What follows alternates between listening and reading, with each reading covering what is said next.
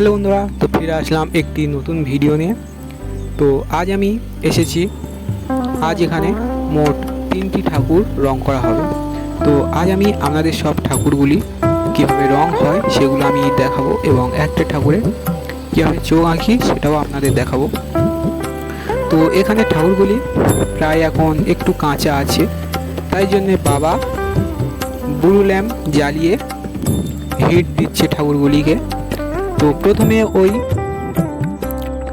যে ঠাকুরগুলি পোড়ানো হচ্ছে ওইগুলোই রং করা হবে। তো প্রথমে আমি সাদা রং নিয়ে নিচ্ছি। তো প্রথমে প্রাইমারটি সুন্দর করে ঠাকুর দুটির গায়ে লাগিয়ে দিতে হবে, পুরো সাদাভাবে করে লাগিয়ে দিতে হবে, যাতে অন্য কালার মারার পরে সেই কালারগুলি খুবই সুন্দর জল এবং ফুটে ওঠে। তো সাদা রঙটি একটু মোটা হওয়ার কারণে এতে একটু জল মিশিয়ে একটু হালকা করে নিচ্ছি। তো এই হালকা রঙটি নিয়ে এবারে আমি প্রথমে একটি জোড়া ছন্দ ঠাকুরের গায়ে মারব। তো বাইরের ওয়েদার খুবই খারাপ, তো এক্ষুনি বৃষ্টি হওয়ার খুবই সম্ভাবনা আছে। তো একটি কালী ঠাকুর রোদে দেয়া আছে, ওটা বাবা আসলেই ভেতরে নিয়ে নেব। তো তার আগে আমি ভাবলাম এই ঠাকুরটির গায়ে প্রাইমার রঙটি চাপিয়ে দিই। তো আমি রঙটা করি, তো আপনারা দেখুন। তো এই কালী যে ঠাকুরটি আবার ভেতরে ঢুকিয়ে নিয়েছি, দেখুন বাইরের ওয়েদারটা খুবই খারাপ। তো তার জন্য তাড়াতাড়ি করে বাবা আর আমি মিলে ঠাকুরটা ঘরে ঢুকিয়ে নিয়েছি। তো এদিকে এই ঠাকুরটির প্রাইমার করা হয়ে গেছে, তারপরে এই পঞ্চনন্দ ঠাকুরটির প্রাইমার করবো বলে আবার বসে পড়েছি। তো প্রাইমারটা খুবই সুন্দর করে করতে হয়, কারণ এর উপরেই সমস্ত কালার ডিপেন্ড করবে। তো সব রং মারার পরে আমি এখানে বসে পড়েছি। প্রথমে এই জোড়াচন্দ্র ঠাকুরটির গায়ে এই যে হালকা আকাশি কালার রংটি মেরে নিচ্ছি। তো ধীরে ধীরে আমি সমস্ত রংটা করছি। তো আপনারা দেখুন, ভিডিওটি ভালো লাগলে অবশ্যই চ্যানেলটিকে সাবস্ক্রাইব করবেন এবং একটি লাইক এবং কমেন্ট করবেন। তো দেখতে থাকুন ভিডিওটি, আপনাদের খুবই ভালো লাগবে। আমি একে একে সমস্ত কালারটি করছি, তো আপনারা দেখুন। তো প্রথমে আমি লাল নিয়ে এই যে এই পাঞ্জাবি রংটা হয় সেই পাঞ্জাবিতেই আমি আগে লাল দিয়ে ভরিয়ে দিচ্ছি। তারপর যে নিচে যে পায়ের যে অংশটি হচ্ছে ধুতি, তো সেই ধুতিতে আমি হলুদ দেব। তো আমি এখানে সমস্ত রংটা করছি, তো আপনারা দেখুন ভালো করে।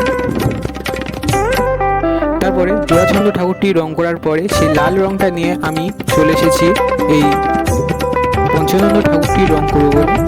তো আমি এখানে পুরো লাল ইউজ করছি। তো পুরো লাল একদম ডিপ লাল হলেই খুবই সুন্দর দেখায় পঞ্চনন্দ ঠাকুর। তো তারপরে আমি চলে এসেছি এই জোড়াচন্দ্র ঠাকুরটি চোখ আঁকার জন্য। তো প্রথমে আমি সাদা রং দিয়ে চোখের যে ভেতরের অংশটি হয় সেখানে আমি সাদা দিয়ে দিচ্ছি। তো তারপরে আমি ধীরে ধীরে সমস্ত চোখটাই আঁকবো, আপনারা দেখুন। তো এখানে আমার এই ভিডিও করার সময় একটু ক্যামেরা করার সময় একটু সমস্যা হয়েছিল, তার কারণে ভিডিওটি ঠিক এরকমইভাবে এসেছে। তো আপনারা একটু ম্যানেজ করে নেবেন। তো দেখুন ভিডিওটি কীভাবে চোখটা আমি আঁকি। তো দেখতে থাকুন পুরো ভিডিওটি।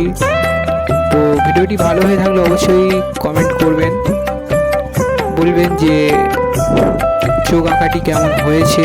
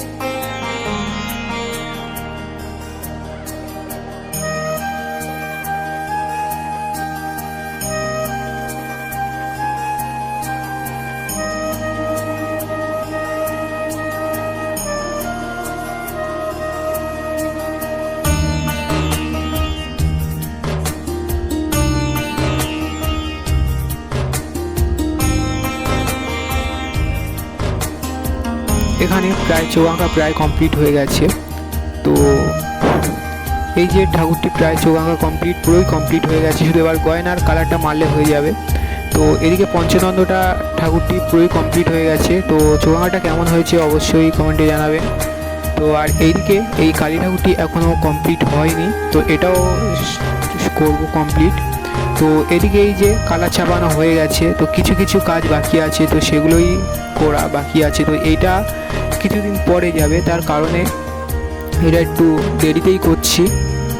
তো ফিরে আসছি আরও একটি নতুন ভিডিও নিয়ে। তো টাটা।